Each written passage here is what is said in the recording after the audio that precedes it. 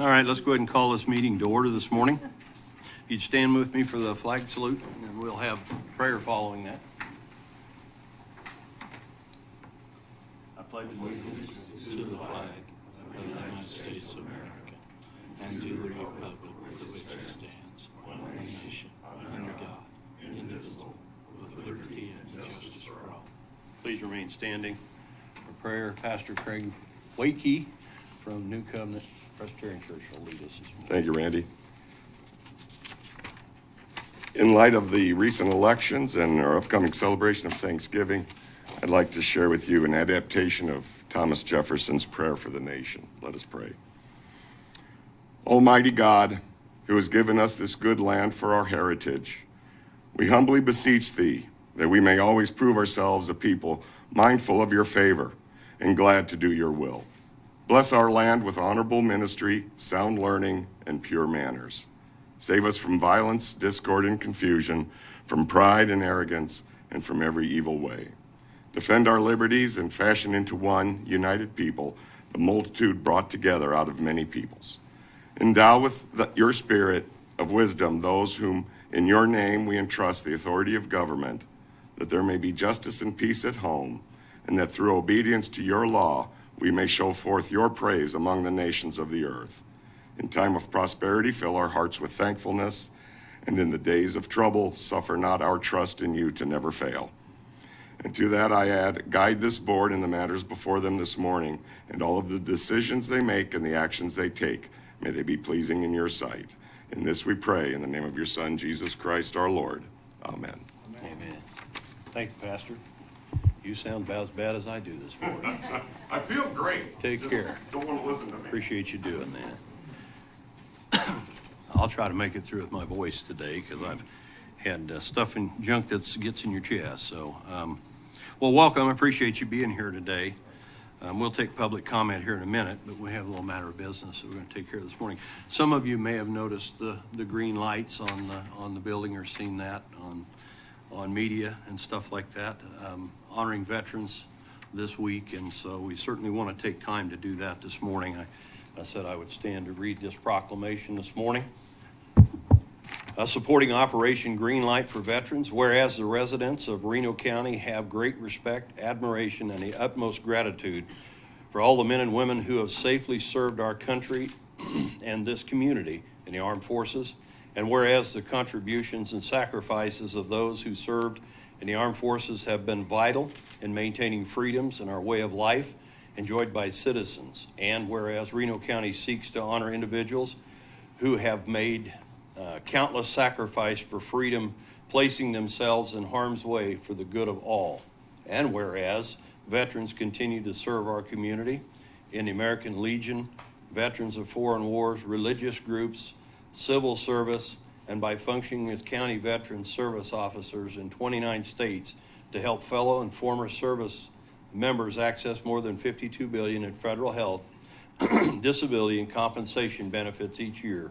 Whereas approximately 20,000 service members transition into civilian communities annually, whereas the studies indicate that 72% service members experience high levels of stress during transition from military to civilian life. And whereas active military service members transitioning from military service are at higher risk for suicide during their first year after military service. Whereas the National Association of Counties encourages all counties and parishes and boroughs to recognize Operation Greenlight for veterans.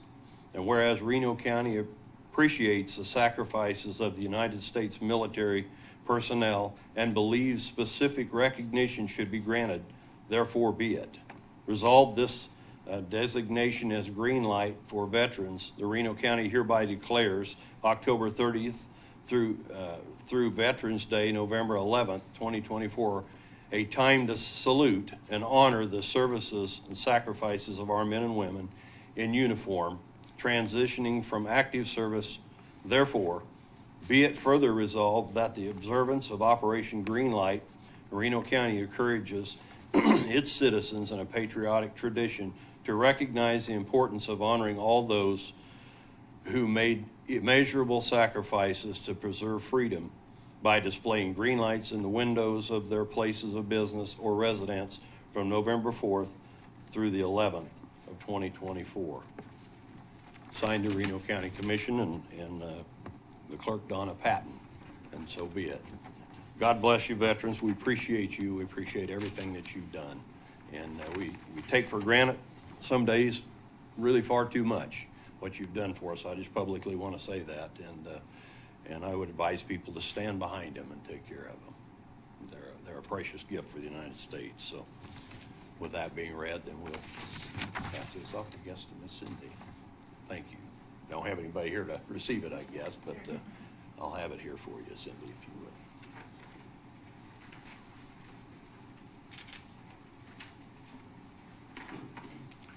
Thank you very much. Is there anyone here for public comment? We'll move into that this morning. Well, seeing none, and determine if there's any additions or revisions to the agenda. Well, I have one we'll stick in here in the consent agenda. I think we've all been advised a late addition to planning case 2024-12 that was added to that. I'll add that at I think, where we at? Mr. Chair, since Yes. it's a late addition, I would prefer to not put it in the consent agenda and add it to normal business, if that would be okay. We can do that. We'll just add it to 7J under business items. discussion. Was there an issue with it? No, I didn't have an issue, but I just figured if we slide it in the consent agenda, you know, it would be not viewed upon favorably. Well, I mean, it was an issue with the planning commission. It was passed 100% by the planning commission. It's kind of a pass-through, but we can do that if that's the issue. Okay. We'll do that. You got that, Cindy? Any other additions or revisions? I think there will be an addition to a couple of things at 7A from Kevin Cowan with the, you want to say that real quick? There's a couple of resolutions for fire districts on, that's part of the, related to the Public Building Commission and the bond. So that will take place when Kevin's here, which will also ask for that to be moved to the bottom of the business items. Okay. You want that at 7K? With, yeah, 7A to move down to that. 7A will move to 7K. We'll take that down there. Then he'll come here and speak on that. That's what he's supposed to do. So, all right, we'll do that. Clear as mud. All right. Any other consent or any other questions about consent agenda? If not, somebody so moved. I'll move to accept the consent agenda as presented. Okay, a second. Seconded by Commissioner Friesen. Any other comments? If not, roll call. Commissioner Hurst, Yes. Commissioner Friesen, Commissioner Parks, Yes. Commissioner Weitzel, Yes. Commissioner Bogner. Yes. Motion passes 5-0.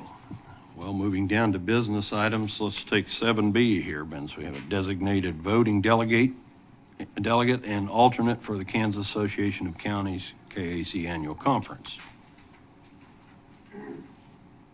Who all's going? Oh, Voting delegate, since he will be attending. I'll second that.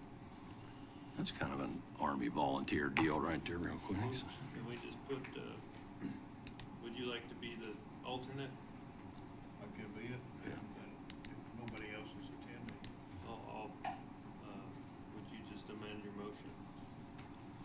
Perhaps. Would you let me, I'm trying to do this in one motion. Would you Yeah. withdraw your motion? Yeah. Okay. Okay. I would motion to elect Commissioner Parks as our primary, and Commissioner Hurst as our alternate delegates. Okay, motion was withdrawn, re-motion. Second on that motion, Mr. Friesen, seconded by Commissioner Bogner. Mr. Parks, are you okay with that? I'm all right with that. Yeah, it's fine. I get to hold my yellow card up. Yeah. No, it'll be electronic this year. Oh, it is electronic this year. Dang. I would like the motion, Ms. I can do it incognito, so. For the record, Mr. Parks, I would like it known that I was the only person on this commission that didn't volunteer you. Yes, thank you, John. Appreciate that. All right. Well, roll call on that. Commissioner Hurst, Yes. Commissioner Friesen, Yes. Commissioner Parks, Yes. Commissioner Weitzel, Yes. Commissioner Bogner. Yes. All right. Well, when Hurst said he was gonna be there, I thought that would be an easy. Yes, that's absolutely right. You mentioned I was gonna. Well, yeah, I didn't volunteer you either way. Yeah. 7C, appointment of 3 citizens to serve 3-year term on the Planning Commission. Comments or questions on that? Commissioner Hurst? Mr. Chairman, I think all 3 have done an outstanding job on the Planning Commission. My only thought is that we have another person who has brought their name up for consideration, and that I think it represents a little different area.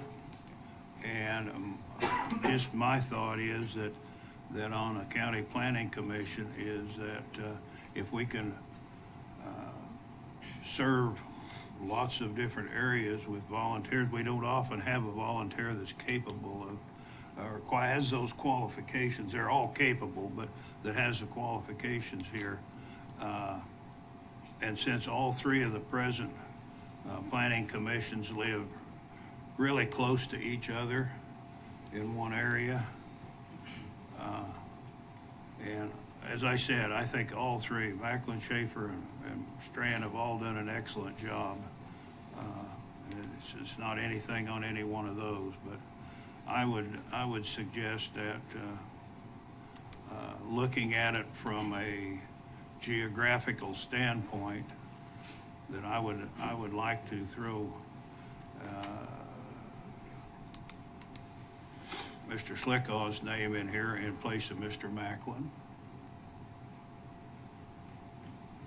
And it's just primarily because I think that the areas are, it's important that we cover all the areas of the county.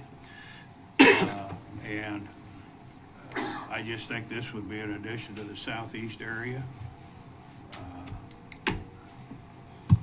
And maybe another time we'll have an area up in the northwestern to consider if we have a person qualified and capable. But that's just my opinion on sorting out the planning commission into different areas to represent different parts of the county, since this is a county planning commission. Okay, thank you. Commissioner Vogler, do you have a comment?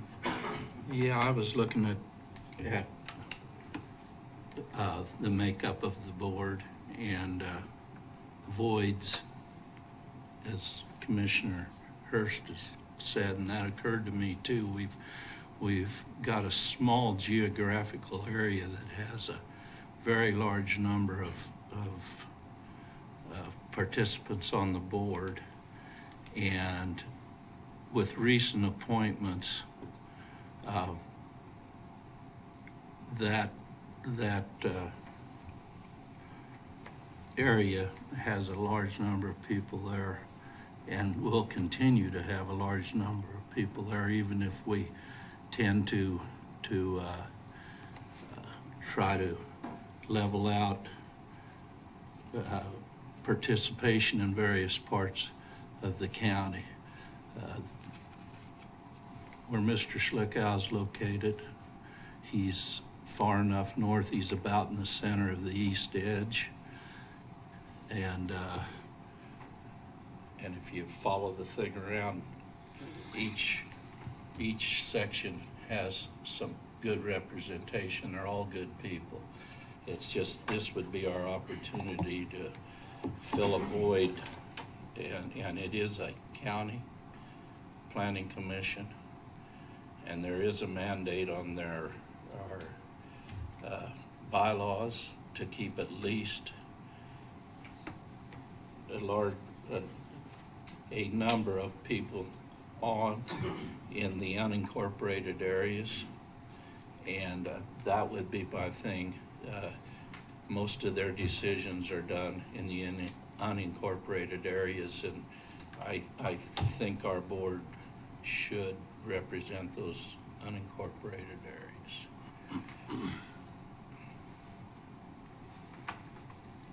Any further comment? How many years has Mr. Macklin been on the board? Can you answer to that, Don? I think this would be his Last term. My only comment would be how that might affect throwing somebody in the middle of the solar regulations when they're ongoing with the people that have been working on it currently. It's probably not a bad thing to have some fresh perspective, but that would be my only reservation in the midst of that. I think you're correct in the fact we need some representation in some other areas. That would be my reservation with that. So I don't know, any comments beyond that? I mean, we could just talk to them, you know, I mean. Do what? We could just have a meeting and talk to the people that are nominated. Like the, you know, like the health department did, you know, have a time where they come in and are interviewed.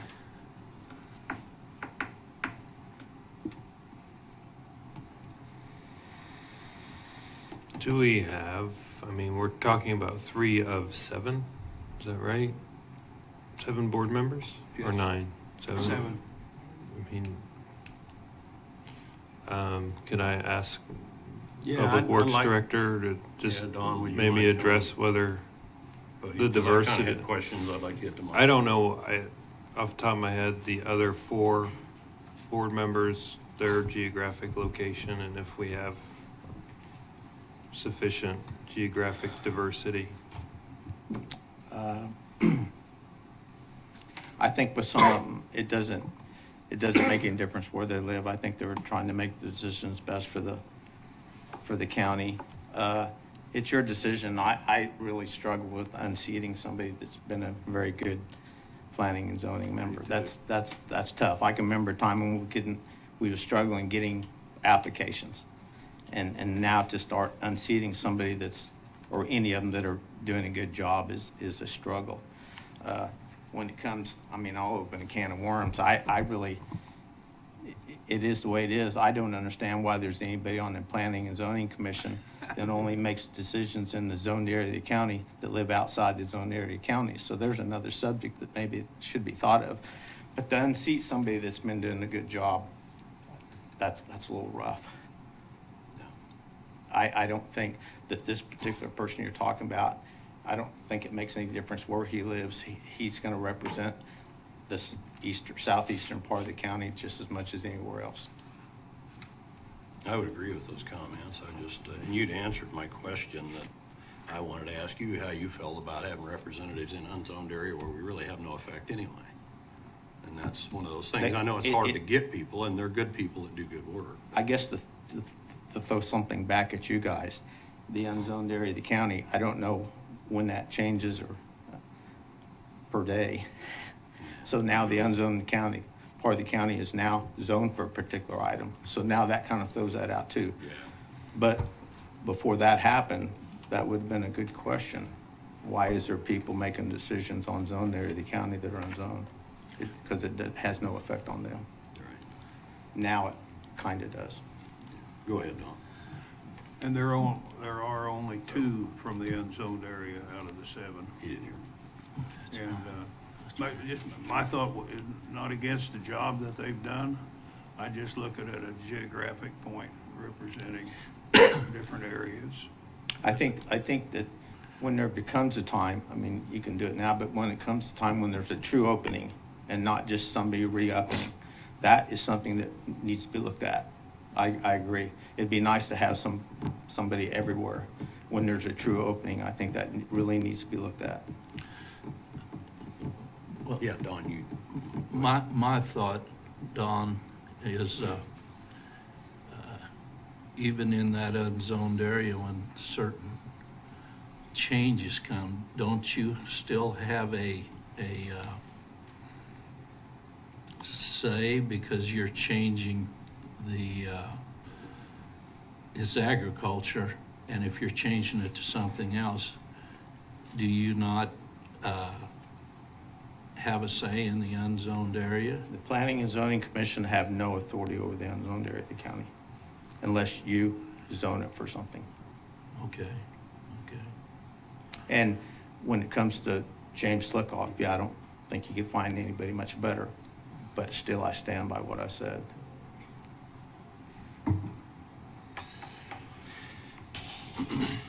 I agree with you. Thank you. I hate to unseat somebody in the middle, is my opinion.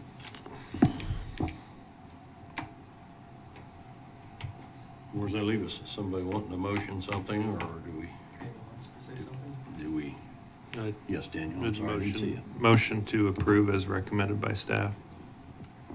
I would second that. So, since we're debating now, I agree. I think,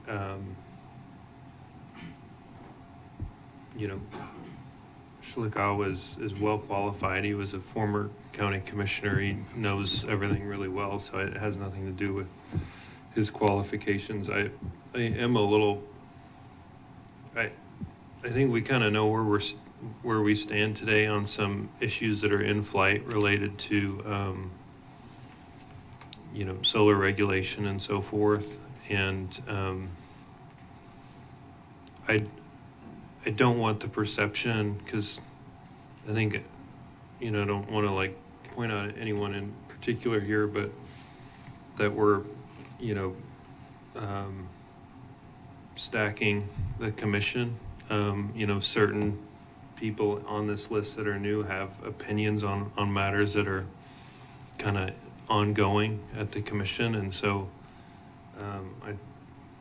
that's one of the reasons I prefer to just, you know, the slate was there before these issues came up, and now I'd like to see them kind of run through without changing the makeup, especially with people that are vocal on one side or the other. So I have concerns there. And then the one proposed to replace, like, I really respect his ability to be pretty objective. I've seen him do that quite often. So I think he's well qualified, and I agree with staff that it'd be premature to release him. And I think he will represent the entire county, including zoned areas, very well. So I'd support the staff's recommendations for those reasons. My comments had nothing to do with solar or wind or any of the other things. I think they've all done a good job of studying where we need to be at with regulations. My only thought is and nothing against Harley at all, because he's a friend, but I just felt I wanted to look at that situation regarding the geographical representation of the county, and since they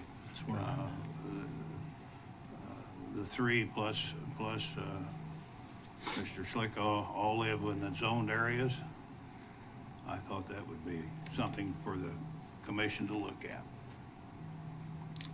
I've had sorry, Don, I've had a person myself that's wanted to try to get on the board, but he's, you know, same thing I've told him, the feedback from Mr. Britton is that it's difficult to unseat somebody in the middle, and I told him there's a term coming up available against maybe next year or something that maybe he would be in an area where they would want to look at him, and so, and again, it is nothing, I like James, there's nothing against James in my opinion, but I just hate to disrupt the flow of somebody that's just finishing their term out, and that has done a good job too. It's hard to pick and choose people that way. So that's my comments. Did you have something further, Mr. Buckner? Well, I was just looking at the geographic deal. You know, you're pretty much attuned to what's going on in any area you're at, and wishes, and so I just thought it'd be a good spot to kind of level out the board. Any further comments? Yeah, and I'll just say, you know, Yes. my thought is with these is, you know, it always has been, you know, I think we ought to actually talk to the people that are applying for these, so before we appoint them. And I would comment on that. I think there's ample opportunity during the day or evenings or whatever that you have the freedom to interview these individuals that are up for nomination, and it would be I mean, look how many appointments there are today. If we was to interview all of them today and try to do that, we'd be here until 8 o'clock tonight. I mean, it'd be completely impractical for this board to spend that kind of time to interview, where I think the professionalism of each department has certainly, I think, prevailed in their board appointments, and know who they need geographically, or certainly with expertise. Well, I mean, there's no reason why the departments couldn't hold an interview and then invite us, you know, so they're actually talking to them too. I mean, we had one department head that did that. I mean, in defense of the standing planning and zoning commissioners, they are on record for a long time. So I think, you know, from an interview perspective, you could watch hours and hours of tape, but you know, for the new ones, I would agree with that. I was, in fact, invited to the deal with Carla. I had an issue come up. I did not make that meeting, so I was not even in that interviewing process, just for the record.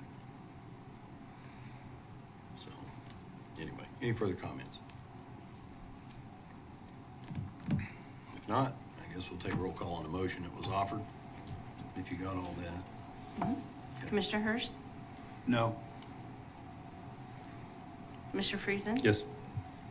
Commissioner Parks, Yes. Commissioner Weitzel, No. Commissioner Bogner. No. Motion fails 3-2. Mr. Chair, Yes. I guess one point of clarification, the rules on this, are they, does the slate have to be offered by the chair? So I was just gonna buzz in. I was waiting to see if anyone made the motion to approve option one as presented in the agenda, and since that has happened and failed, I was gonna say, if you pick option 3, obviously this isn't an issue. If you pick option 2 and make appointments, I think for the clarity of the motion and I think the best practice would be to make motions for individuals from here on out until you get to 3. Otherwise, you're gonna have a lot of confusing votes, I think. But I do not believe I believe it's always been a motion. I don't believe the chair has ever selected this slate. I believe it's always come from the board to make a nomination individually. I thought the chair makes the recommendation to the board. I believe in Reno, the staff have made these recommendations, but the motions have always come from the chair. The I board don't has know. to authorize on the agenda, the board or the chair gets a copy of all applications and determines whether they agree with the director's recommendations before it's on the agenda as it's shown. Well, wouldn't the rules require that to be done again? I don't know if we have any rules on it, honestly. There's written rules on It's this. administrative regulations, Yeah. so it's not by resolution, Right. but there are regulations that they approve, consented to. So saying that I have to do what? Nothing in this particular You- instance. I mean, it's very common for the chair or the mayor to set the slate and get consent. I guess it's debatable whether the slate can be modified.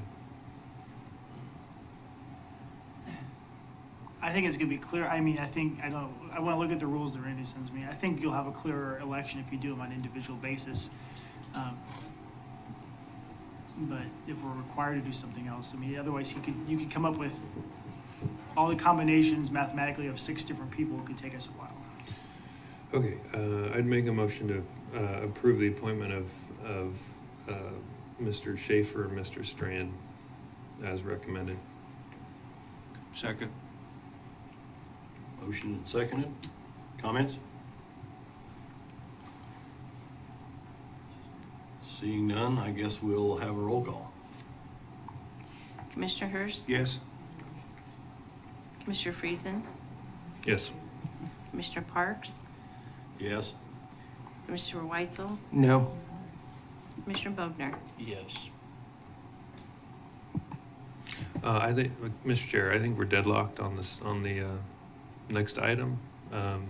Said motion to table this item. And we'll motion to table to do what? You can put it on another agenda. We're deadlocked. Okay. Sorry, gentlemen. Sorry, now that I've wish I would have read this in advance. It does say here, and I'll read from the administrative process, after all applications have been received, the board chair shall review all applications and determine either to extend the application deadline or add a vote on appointment to the upcoming agenda. So it would seem by our rules that it's up to the chair whether or not you vote on the 3rd one today or extend the time period for applications. Well, I think as a practical matter, we're deadlocked because we have one commissioner that's going to vote no on everything. And then we've already voted on, at least I'm interpreting, we've 2 commissioners voted no because Mr. Macklin was on the slate, which was proven out after we just did the vote here. So my motion is to table, allow the chair to determine what the next step is and bring us back something else. Okay. Well, I'll second that motion in this, that we will we will put this back in the court of the planning commission to come back to us for maybe additional recommendations to vote on, and either or, Mr. Macklin or someone else that they're choosing if they so choose to do that. Do you have any applications, Dawn, that you could speak to? I don't know if that's appropriate or not, but. There's other applications, but, I might ask the planning commission, if I may, Dawn, did you consider at all the fact of having 3 in one area? Now, I know they've done a good job with regard to that, but did you consider the fact that all 3 lived really close to each other? Point of order, there's Yeah. a motion, a second. I was gonna say, we do have one, you can have comments after, on that motion if you like. Okay. I was gonna do that, but. I guess, are we debating now?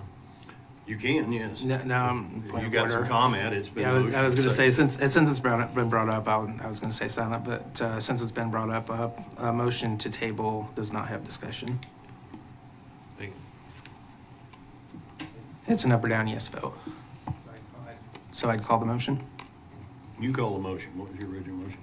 motion is That I to Because I agree with it. table the item and allow the chair to determine next steps.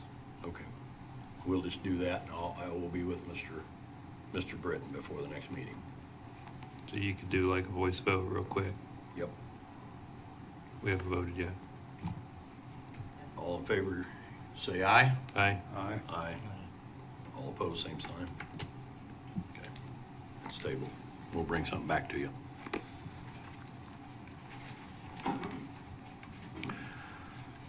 $70, approval of resolution 24. Do we know what that is? I don't have it in front of me, do we?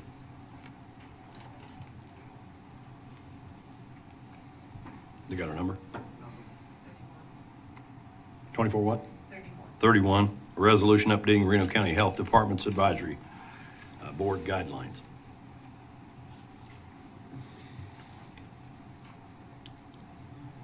Have a motion? Is there a red line on this one?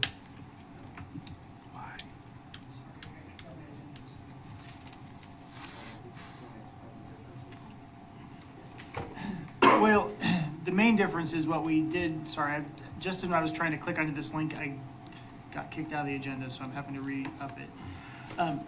Prior version of this guideline involved, when that department was involved with wastewater and environmental health, thank you, couldn't think of it.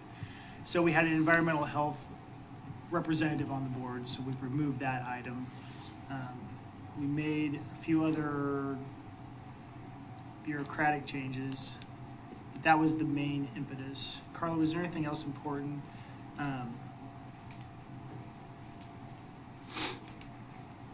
It didn't make sense to have an environmental health representative from that community on the board anymore because the health department's no longer involved in environmental health. That's how the Right. public works. Correct. And that is, good morning, Commissioners, Carla Nichols, Director of Public Health.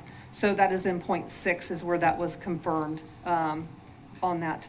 The other one was just logistics that Patrick wanted to clean up a little bit on the legal language on the resolution. So that Okay. was the main point that was changed, was the composition of the board, advisory board.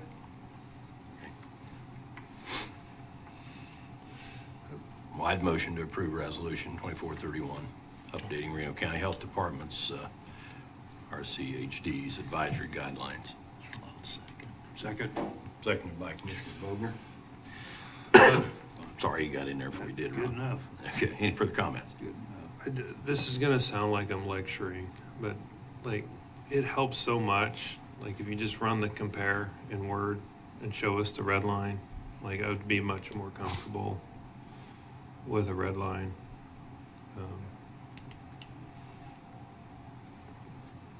Any other comments? Roll call. Commissioner Hurst, Yes. Commissioner Friesen, Yes. Commissioner Parks, Yes. Commissioner Weitzel, Yes. Commissioner Bogner. Yes. Motion passes 5-0. 7E, replacement appointments to the Reno County Health Board Advisory Board. Department of Health Advisory Board. Sorry, I didn't read that right. I'm still not 100% here today, but anyway. Do we have a motion for that one? I so move. Commissioner Hurst, second. Commissioner Bogner, any comments? Yes, I would like to point out that we do have some people that were the part of the slate that were very, very much pro-mask a few years back. And so, again, we didn't, you did hold interviews, and I appreciate that. Unfortunately, I wasn't invited, and so I would have attended had I received an invitation, and then I could have voted, potentially for some of the people. But, I'd encourage the commission to look at who we're appointing to this board.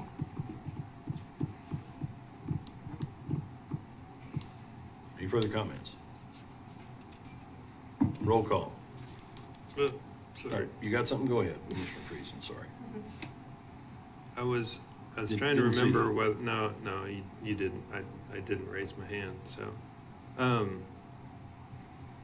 was trying to remember how many applications we did get. Six. And 2 couldn't attend.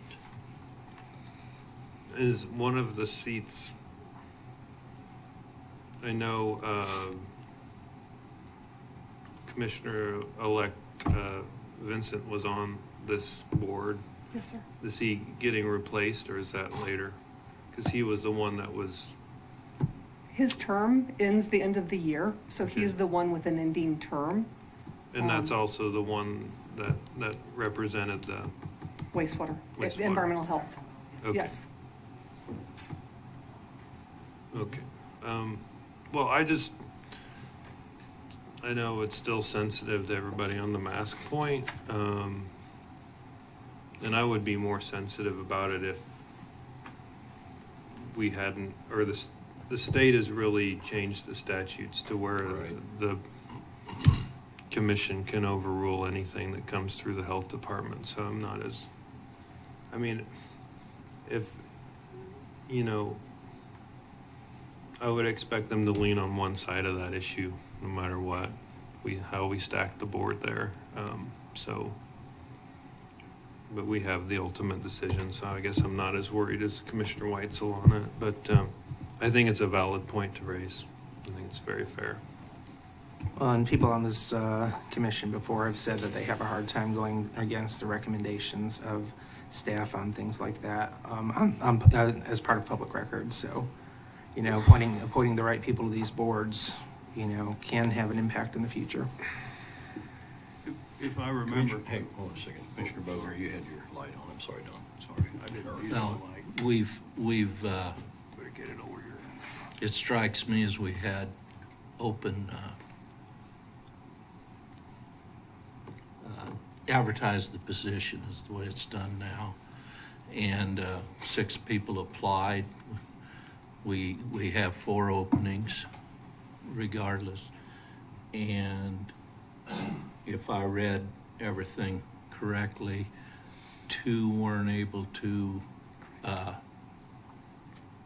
attend the meetings, or that's the way I took it. It might have been another issue, but for reasons they really couldn't participate, whatever those reasons were. And so we're left with 4 positions to fill and 4 candidates. And it's not like there's, they had 90 days, the standard for the way we're doing things now. And if other people wanted other people, that should have been encouraged within the 90 days. And I'm good with the 4 that are here, that are presented. Ron, you mind if I interrupt just for a second? So the 4 that made it, or the 2 that didn't make it, they just didn't make it to the interviews that you held, correct? Or they indicated they wouldn't be able to make it ongoing? Both and. Both and? Okay. I misunderstood that then. Commissioner Hurst, you still have it? Nope. Don cleaned it. Answered my question Don right cleaned there. that up. John Okay. did. Okay, all right. Any further comments? Thank you, Carla. Appreciate it. take a vote. On that motion, roll call, yes. Commissioner Hurst, Yes. Commissioner Friesen, Yes. Commissioner Parks, Yes. Commissioner Weitzel, No. Commissioner Bogner. Yes. Motion passes 4-1. 7F, renewal of appointments of Reno County Council on Aging to serve 3-year terms effectively January 1st of 2025. Somebody want to open with a motion? Motion to approve as recommended. Motion approved by Mr. Friesen. Seconded by myself. And we'll open it for comment. Yes, Commissioner Bogner. My question was this, and I may be getting two things in reading all this stuff and trying to remember where I read it. One of the candidates here we're considering is also put her name up for another spot on another committee, and that is fine with me, but I thought I read somewhere like, was it on the planning commission, if you had anything to do with this commission, you couldn't serve on two. What is the legality? Because here in a few minutes, we're gonna come up with a repeat. Is that okay legally, or is that just okay on planning commission that you gotta be careful who you choose? Or I just want a legal opinion on whether it's good to have them serving on two, and if it's not doable, then we need to figure out where this lady will want, what her priorities are, I'd say.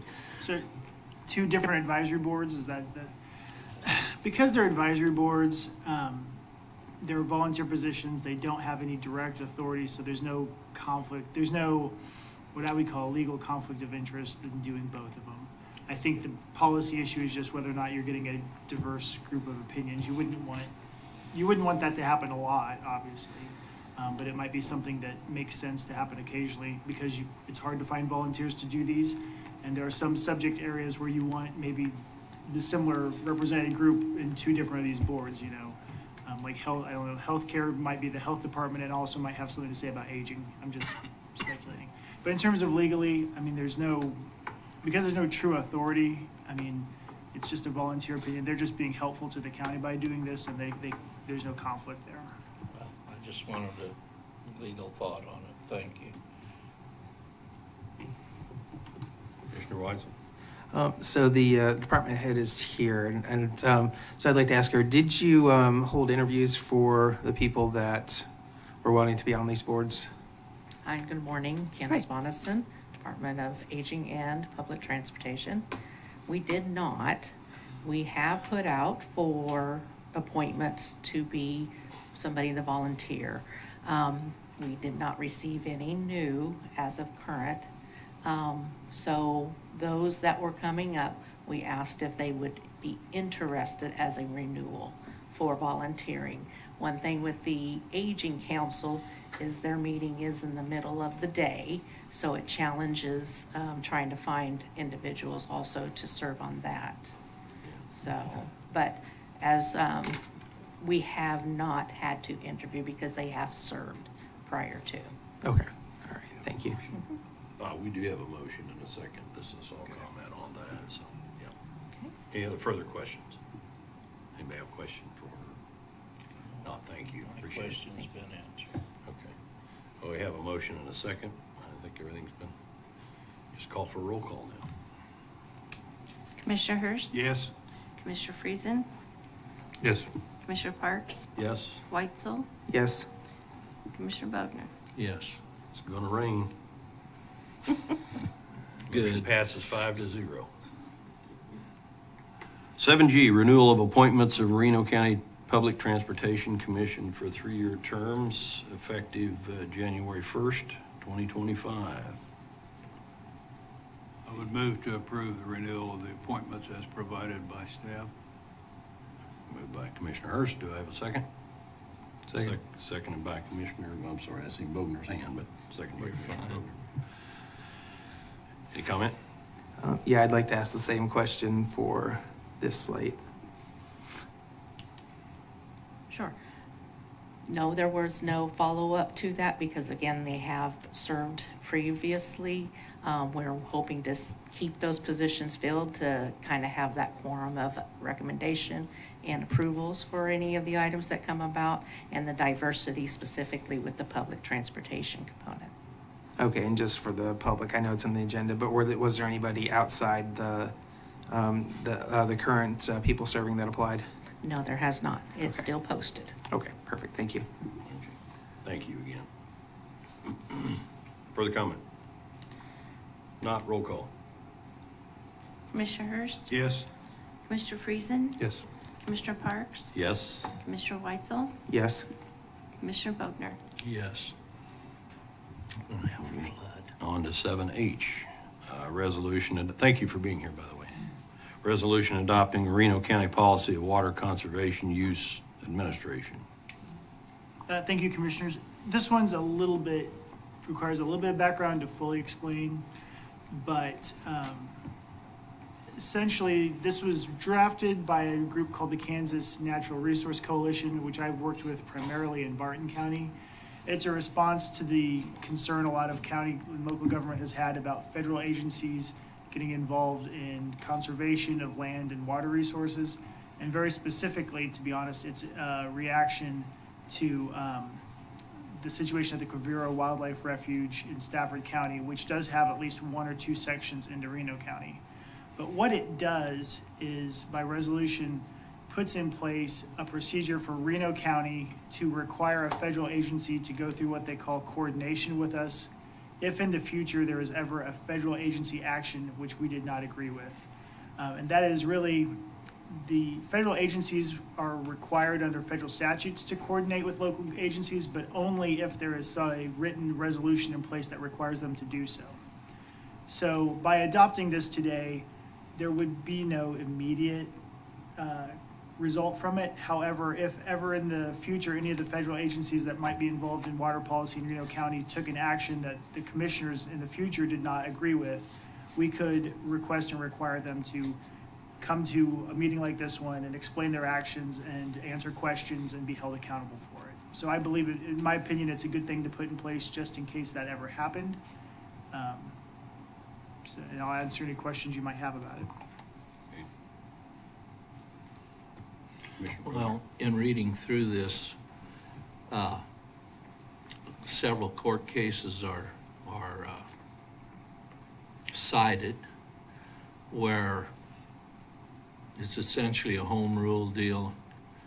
And like you pointed out, from what I read, if we don't okay this, we've stripped ourselves, certain city entities, and individuals of Reno County, we've stripped ourselves and them of their right to ask for public hearings and other meetings. And I think it's one of the most important things that's ever come before us.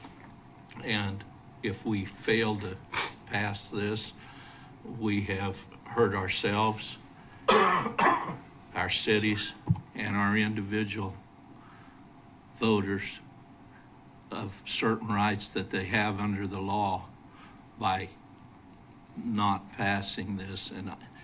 And anybody that's involved in farming knows about the takeover by federal agencies.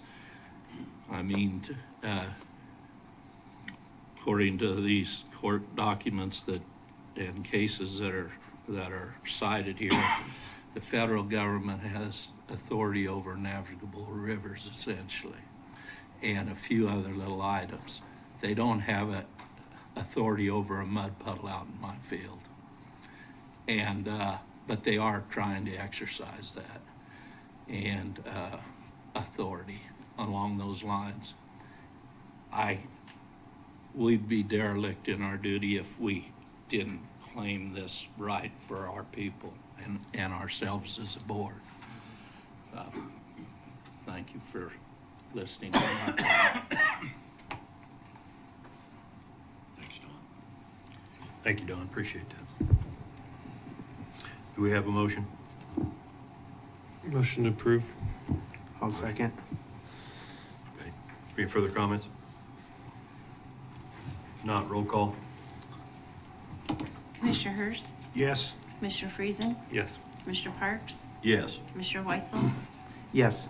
Commissioner Bogner. Yes. Thank you. Appreciate your work. 7I, professional services selection for EMS station 5th Avenue in Hutchinson. You want this, Mr. Partington? Yes, I'll talk about this. So in the packet, you'll see that when the county earlier this year purchased the Nelson Heating and Air Building on Fifth Avenue, the purchase was bought with ARPA funds, but now we need to renovate the building. We won't be using ARPA funds, but to follow statute and legal process for design, bid, build, or even design, build, but this one's design, bid, build, we had to put out a request for qualifications, which we did last month.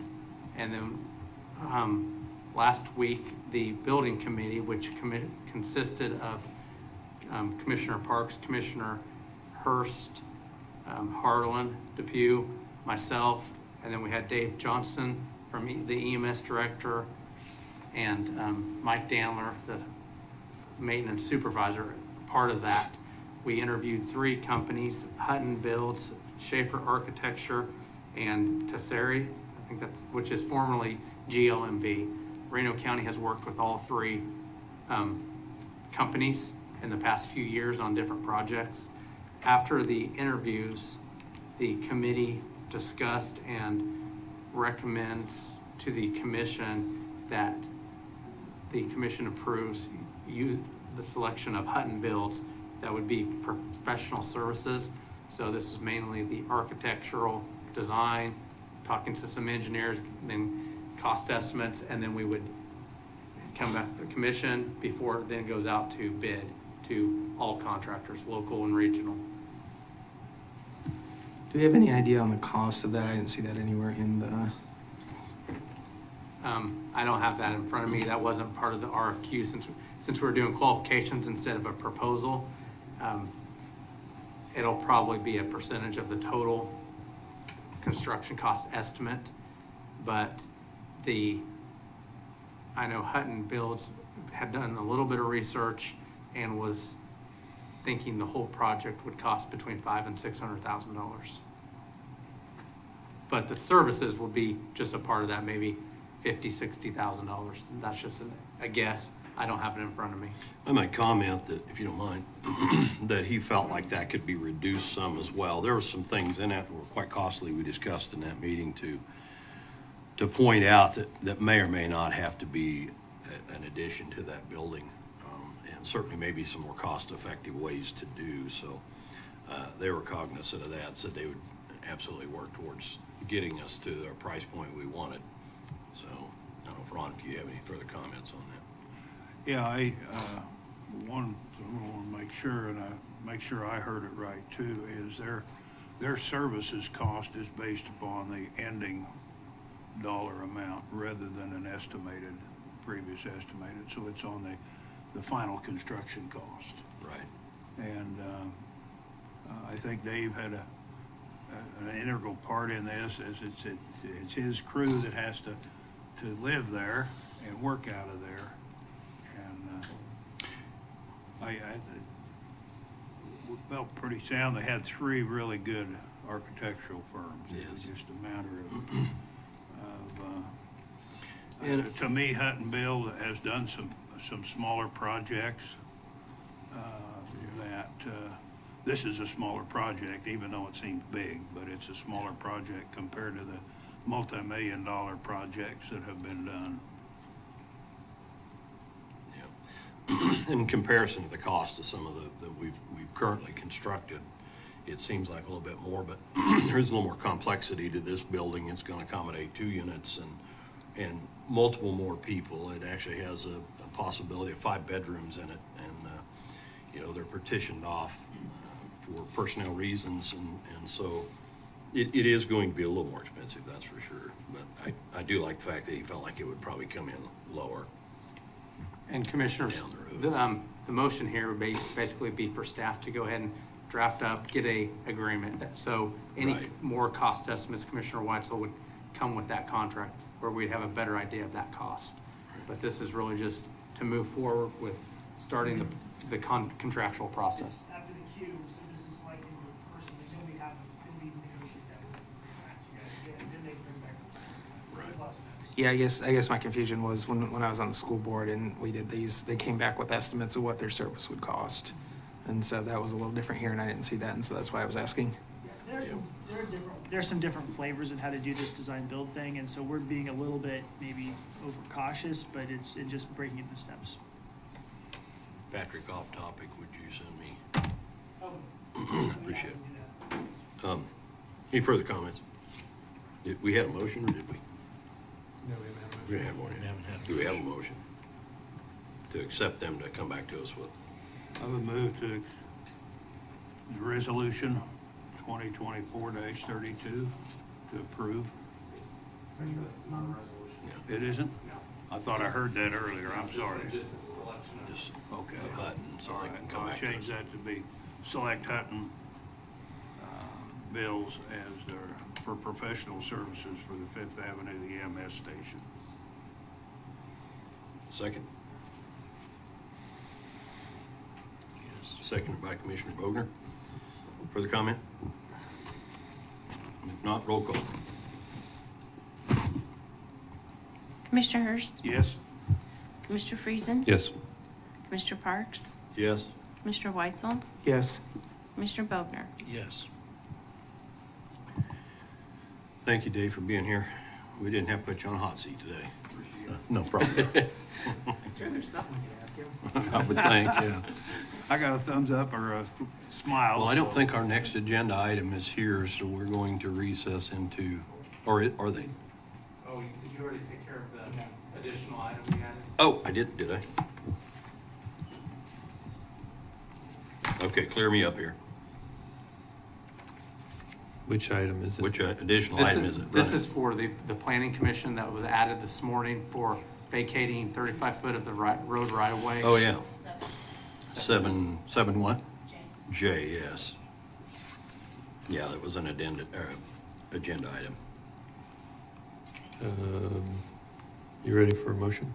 I am. Motion to approve is recommended by staff. I'll second that. I forgot it was right underneath here and forgot about it. Yeah. Don, just comments? for the public record, would you mind speaking on this? Don Britton, Public Works Director. This is the subdivision that was created back in the 80s, and half of a road right-of-way was created, so it's 35 foot instead of 70 foot, in the anticipation that maybe they would grow. They've never grown since then, and so this is petitioned to go back to vacate this road right-of-way so they could go back to the landowners. And in this case, there's a person that has applied to put in a new septic system, and he needs this addition in order to do this. This road right-of-way connects to no other road and appears to never need to be. Okay? And it was passed unanimously to do that, correct? Yes. Okay. Any further comments? Not roll call. Commissioner Hurst, Yes? Commissioner Friesen, Yes. Commissioner Parks, Yes. Commissioner Weitzel, Yes. Commissioner Bogner. Yes. Motion passes 5-0. Okay, got ahead of myself. At this time, we'll probably, because our next appointment's not here, correct? Kevin just came in. I didn't see it slip in. Okay, we'll move to 7K. Two additions for the resolution 24, 32. 32, is it? 24, 33? It'll fall on the others, is that correct? Well, 32 was yours. It'd be two issues, will it not be? 7J, so 7K. 7K, yes. Which was originally 7A. Which was originally 7A, yes. Kevin Cowan is here. Good morning, Morning. Honorable Chair and Commissioners. Kevin Cowan with Gilmore and Bell, the county's bond counsel.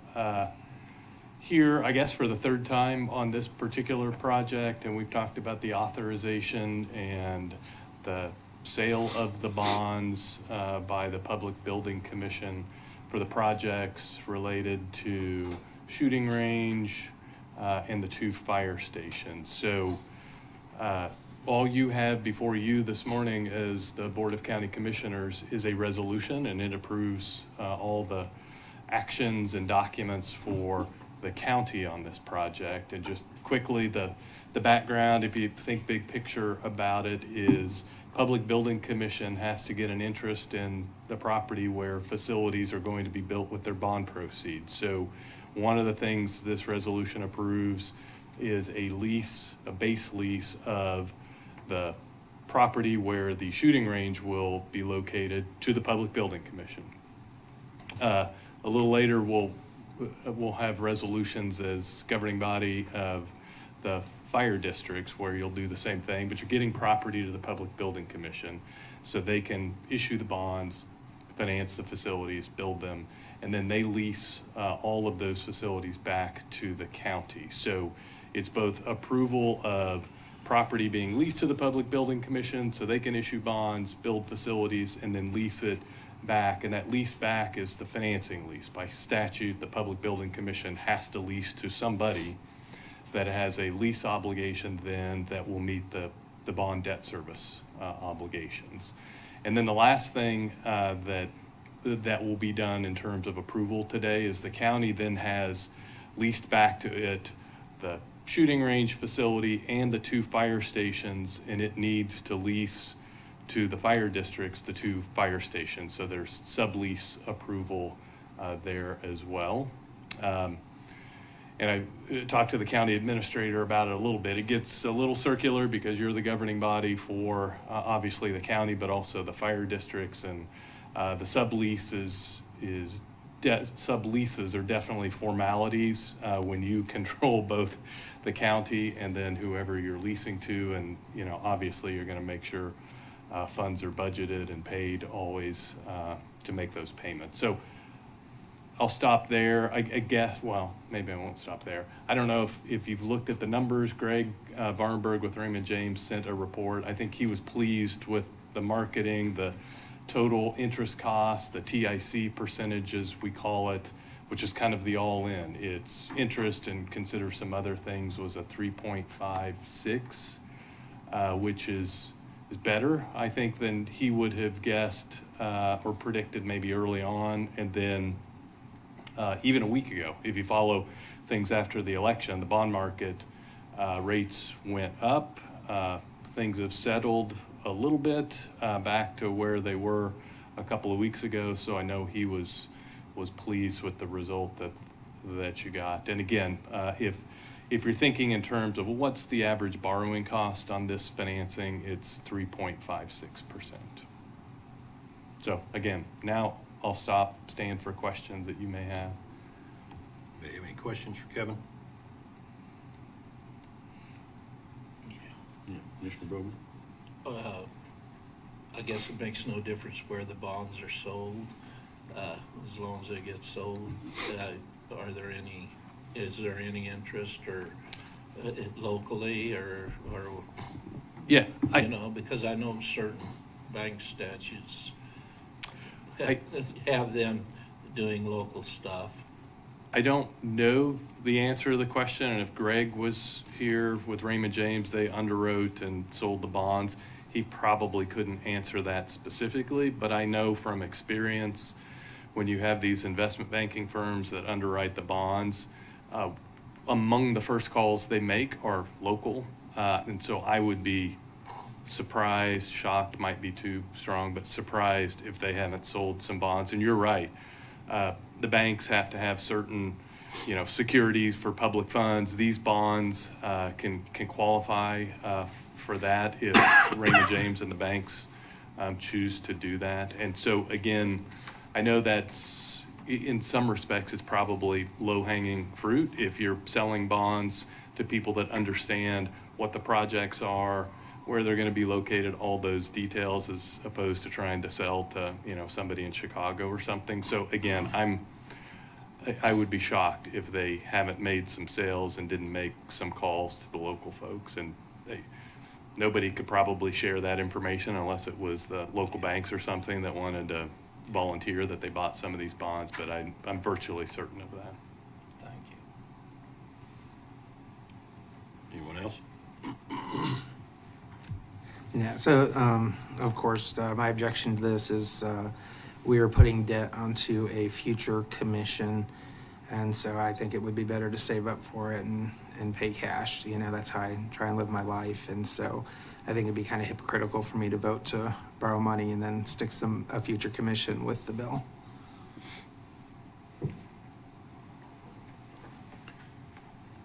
Further comment? Am I understanding right that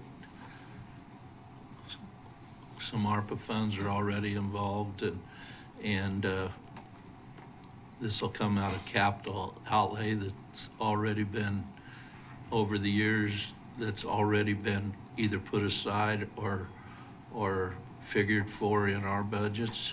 There are no ARPA funds related to these projects. Okay. But for the law enforcement training facility, yes, we've been saving up money over the years to be able to afford this. And again, we'll make more on interest, well, we're supposed to, than what we're paying, with the hope that if something else comes up, we have that money in reserves, we can use it for something else and still be able to pay this off in 5 years. The fire districts, they have built up some of their reserves. Each individual district has reserves, and they are putting a little bit toward the principal cost of the building, but they don't have enough to pay for the whole project. They're paying it off over 10 years, and it will be based on a portion, whatever it takes out of their annual transfer from operating to reserve. We'll be looking at that to make sure we transfer enough into their reserves to pay back the bond.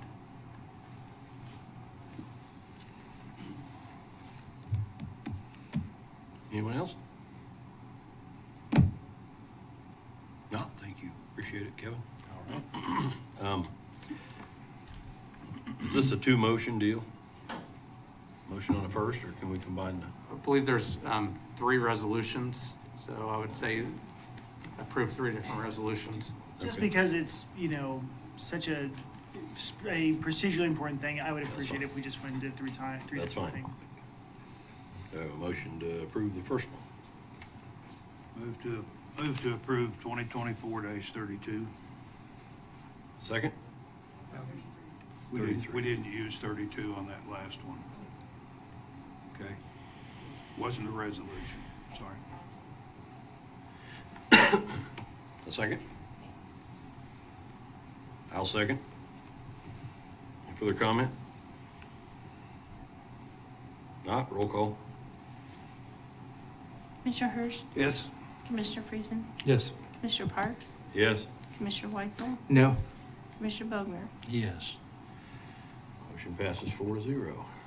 Need a motion on resolution 2024-33 now.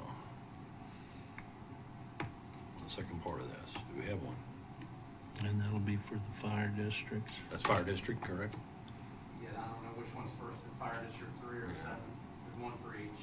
I think it's- Well, I would move that we approve the resolution. I think you have the numbers to make it official. Okay. Second? Second. Second by Commissioner Hurst. Further comment? Not, roll call. Commissioner Hurst, Yes. Commissioner Friesen, Yes. Commissioner Parks, Yes. Commissioner Weitzel, Yes. Commissioner Bogner. Yes. Motion passes. Next one, approve resolution 2024-34. One of these three that we've discussed, I'm lost on where we're at. For Fire District. That will be the fire district one, okay, same thing, all right. I'll move that we approve that resolution 2024-34. Do I have a second? Second. Commissioner Hurst seconds. Comments? Not, roll call. Commissioner Hurst, Yes. Commissioner Friesen, Yes. Commissioner Parks, Yes. Commissioner Weitzel, No. Commissioner Bogner. Yes. Motion passes 4-0. Okay. Thank you. 4-1. Or 4-1, I'm sorry. What are you I trying told to you my say, brain sir? ain't here today. I'm What are you trying to say, sir? sleep deprived from this nonsense this week. That's what it is. Brain fog. All right, thank you, appreciate it. So, Vince, Mr. Kevin got here, we'll go ahead and go with monthly reports, and then we'll go to exec session here at the end. Okay, in the packet, I have monthly reports for aging, public transit, automotive, clerk, community corrections, the communications, district attorney, emergency management, and health. Wanted to see if there are any questions on anything in their monthly reports. Not? All right, the other thing I have on my report that I was going to mention is, and I kind of let you know in a weekly report, this morning or this afternoon, I will be sending out the Ventec contract, I guess notifying them that we are ending the contract at the end of this year with Ventec. So I will send that out. I wanted to make sure you guys had a chance to read the letter, which you did a couple weeks ago, and that will be sent out sometime today. Any concerns about that before I send it? 'Cause Now that is ending security services at the door. with Ventec, based on the budget and requests, I think in discussions with the sheriff's office, the sheriff, once that letter goes out, will probably start working on making sure they have staff to cover once we hit January. The 2 positions that were added to the budget will move to the jail, and it'll be up to the sheriff's office to figure out who from the jail or how he wants to rotate people to make sure that we have adequate staffing at the security doors upstairs on the main floor.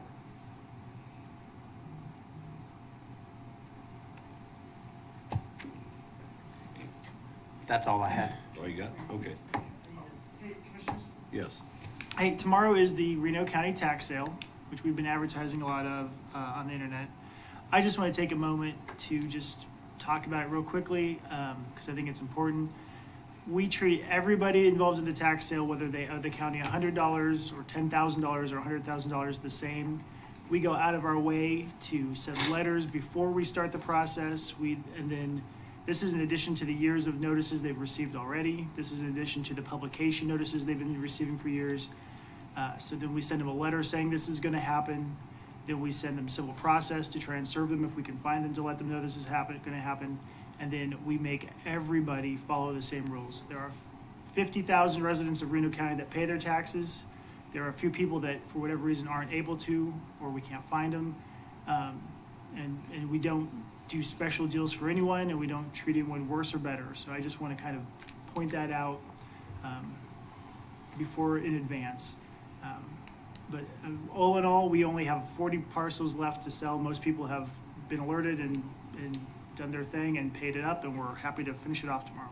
So, thank you. Thanks, Patrick. How much taxes are due on those? Oh, I don't have the remaining, what's due on the remaining. There are 20 vacant lots, and there are like 20 parcels that have some form of residence on them. I know there's a couple that have a nicer house than maybe would be typical on the tax sale. A lot of these houses haven't been lived in for several years because often someone will pass away and no one will probate the estate, and that's how it ends up on the tax sale, or they have a Medicaid lien. There's a couple that are quote unquote nicer, but they have larger liens to like federal agencies like the IRS. But for the most part, these are 20 vacant lots and then 20 houses. How does that work when, are all liens cleared when it's sold? All liens are cleared except for the IRS, or if it's a federal government lien, they get an extra 6 months to basically, we announced this at the sale. There's only 2 properties I think they're affected by the IRS on this one. They kind of have a additional chance to approve the sale. It has rarely, if ever, happened that they didn't, but we do announce at the sale that theoretically the U.S. attorney has to kind of say, yeah, that was okay. So who takes precedence? They're both taxed. The feds get the first chunk, and if there's anything left over, we do, or is it No, a split? we have the first priority lien, I mean, so we get property taxes come first. If there's more money when it sells for more than our lien, it goes into the court system, and usually the feds win that discussion. But theoretically, the property owner can come and ask for we call it an overage, and parties have a chance to come to court and explain to the court why they deserve the overage, and occasionally, and those get awarded by the district court. The county doesn't take a position on that.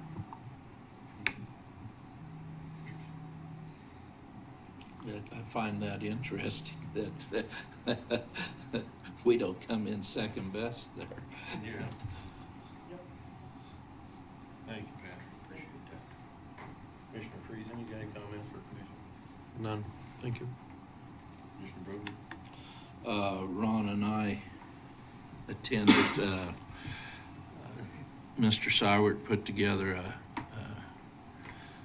group of legislative leaders and local government leaders to view problem happening out at Cheney Lake resulting from low water levels and the drought, and seeing if something couldn't be done other than the Lord blesses us with some rain, what government entities could do what. And correct me if I'm wrong, Ron, but we came to the conclusion Reno County, although one of the facilities in question is within Reno County, the building and that stuff's actually owned by another government entity. We don't have any taxation there other than sales tax, I guess. And of course, sales are down because nobody can utilize the facilities. But essentially, we as a county, we couldn't figure out if there was a way to help him or not, and whether, if we could, whether it'd be advisable. We did tell them that we would mention it and bring it before the entire council that we had intended, and unfortunately for the people involved, I don't see how Reno County can be of help to them. It's an integral part of the lake, and it's and attendance and stuff like that. But it's one of those weather-related things that he got caught up in, and unfortunately, I don't believe there's any way we can personally help him. Would you have any further comment, Ron, or you also attended, or is that kind of a package, other than maybe a letter or something of support that agencies further up the line that could do something to help him? That's about all we could see that we would be capable of doing if we chose to do it. Yes, I don't think our position is more of one of support to federal agencies. Representative Sywert put the people together there yesterday that could make it happen if it's possible. And extremely good conversation with regards to senators involved. The Kansas, both senators had representatives there. Kansas Water Board was there. Sedgwick County commissioner and new commissioners were there. There was a state representative, a state senator there also, and Representative Murphy and Sywert were there, and I think that outside of the support, that's about our level of involvement with this. And if they ask for that, we'll take a look and see what the letter and discuss the situation that's involved there. To what end was the meeting trying to do what? I guess I didn't follow. That's quite frankly the first time I've been down there to the marina, and it's a fantastic marina down there. They also serve as providing some staple food items for the local area, community. The main situation was with the low water. I think the thought was that the federal, if they could get the Bureau of Reclamation or the Corps of Engineers to look at, tell me if I'm wrong, Don, but to come in and dredge an area, a small area, to where they could get the boats over to the marina to get gas, to load and unload. That's the main thing they're looking at. That's what I come away with it is. Essentially, he's lost 50 to 70% of his business because he can't be approached from the water. Right. And it isn't that big a dredge, but you've got all the complications with federal agencies and the time it takes to get anything done, and there's a heck of a timeline. You can only stand those kind of losses for so long. Right. They've also got an area down there besides the food and the boat storage, as well as a little 280 people event center down there. And it's quite a nice facility. I haven't seen another marina around as nice as that one. Yeah. Okay. Anything further? I attended a meeting at the I guess you were done. museum the other day for the Love Where You Live program for that southern part of the city. And I'll be meeting tonight with Fairfield Communities, and then next Wednesday with Pretty Prairie Community with regard to the Love Where You Live program. That kind of goes along with the other housing and thoughts programs with the Move Here program. I think that's one of the steps in the Move Here is to get information. And I appreciate very much the maintenance putting up the green lights. I think that was fantastic. And the crew that did all the work with the tax sale. I know that's a time consuming, so thank you. Yeah. Commissioner Weitzel. Yeah, so been a busy month. Got a couple busy months to come. Had an election, and so if anybody is interested in seeing government at work, at 4 o'clock we will be finalizing the results of the election. We met this morning to decide which of the votes should be legally counted. And so if anybody would like to come see that, it'll be at the annex office where you pay your property taxes at 4 o'clock today. So I think that's one of the coolest things we do as a commission is certify election results. Because that's, who counts the votes is important. Also, we've got Thanksgiving and Christmas coming up. As you're enjoying the time with your family, keep in mind some of your neighbors that might not have anybody, and maybe knock on their door and invite them to dinner. It's a great way to get to know your neighbors, great way to build community, just by knocking on the door and saying, hey, you want some turkey, or even just making them a plate if they aren't able to get out and stuff. So I would encourage people to do that, and for everybody to enjoy the holidays and get ready for Christmas. Thank you, Mr. Weitzel. And I would agree, people that come out to watch the election process, there were so many naysayers and so many people that don't understand whether it's a legit election and whether there's fraud going on. And having said it, when I first got in office and then having the privilege to do what you said, Mr. Weitzel, it's quite clear the state of Kansas has led some ways in doing security of elections, and it never ceased to amaze me. Somebody comes in the audience over there that walks away with a whole new perspective on what happens, and certainly for the hard work that everybody put in to make this election come off. I do thank you for that too. And I don't know whether we mentioned the meeting at the chamber with the Make My Move. I'll bring that up now. Had a luncheon last week, I believe it was a Thursday, on to Make My Move, and we'd called and I'd asked for the mayors to be there, so we had several mayors in attendance to that for luncheon. to get the full presentation of what Make My Move consisted of. And I failed to see anybody in the mayoralship, and maybe their leadership too, in their towns or areas, that haven't had a buy-in for this. Been questions, obviously, along the way as to what participation point that they have. And those of you may have had, when Deborah Tufel was here talking about what communities do as building incentive programs and packages and things.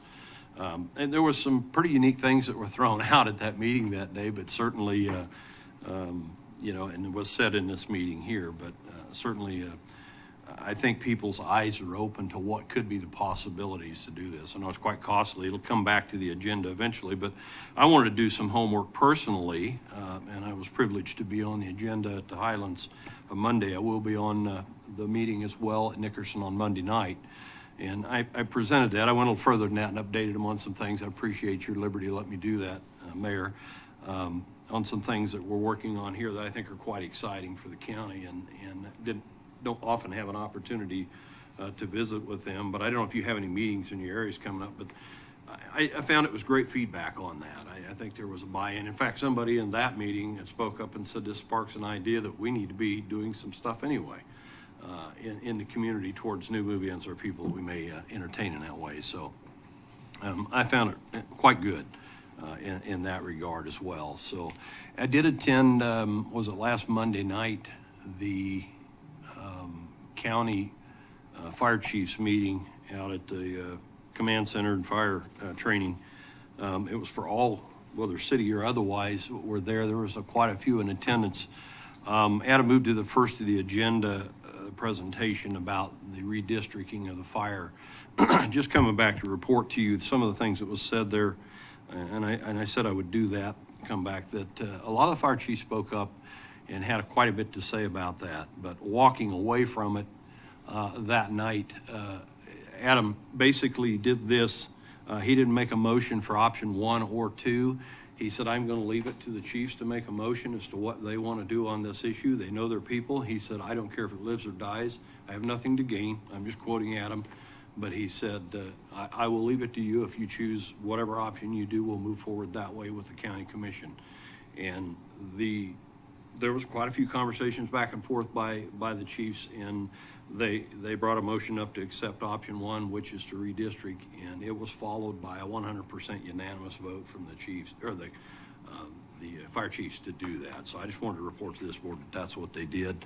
If you didn't get a chance to see that gave me a lot more confidence. And some of the issues early on were brought up in those about, you know, personnel concerns and things, and so they're working on addressing them. Adam and I had a conversation a little bit after that on a couple of concerns, and so he's very cognizant of those. And the thing I appreciated about leaving that meeting is he was reaching out to individuals to make sure they're okay, and that speaks very well. And so that's really all I got to say this afternoon. I just wanted to let you guys know that. So we're done with that. I guess, can I make a motion to just do both of them at one time frame, or do we need to come back out of one of them, 10A and then 10B? I really think we should do them separately.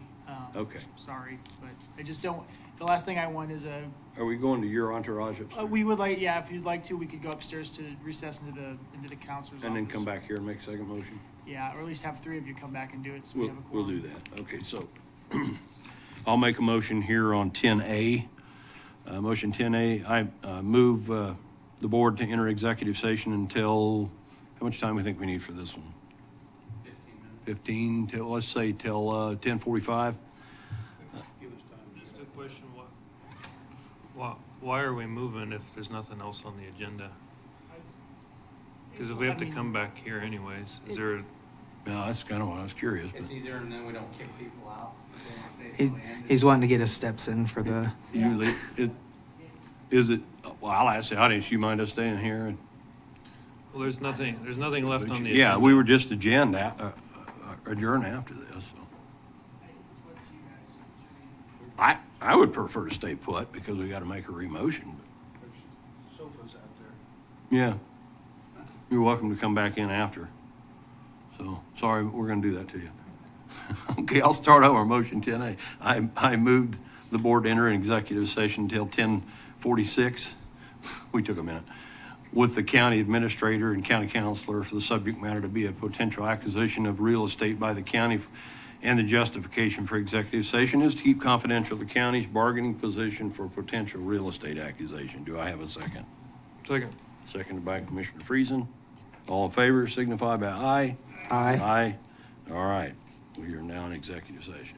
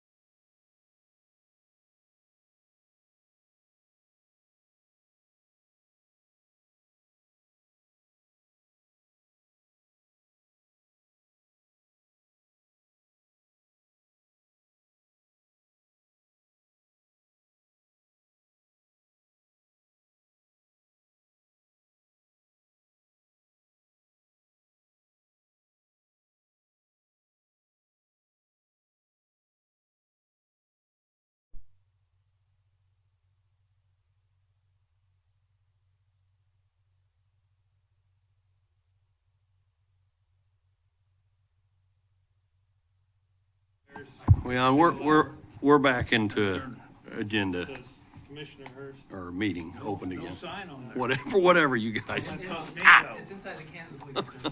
Oh, it's inside there. Middle office. Well, we are going to make a second motion and move into executive session here again. We have reconvened. Second motion, 10B. I moved the board to enter into executive session until, how many minutes you need for that? Till 11 o'clock with the county administrator, county counselor, and subject matter to be county employee performance, and justification for the exec session is to discuss personal matters of non-elected officials. Do I have a second? Seconded by Commissioner Friesen. Till 11 o'clock. We are now in executive session.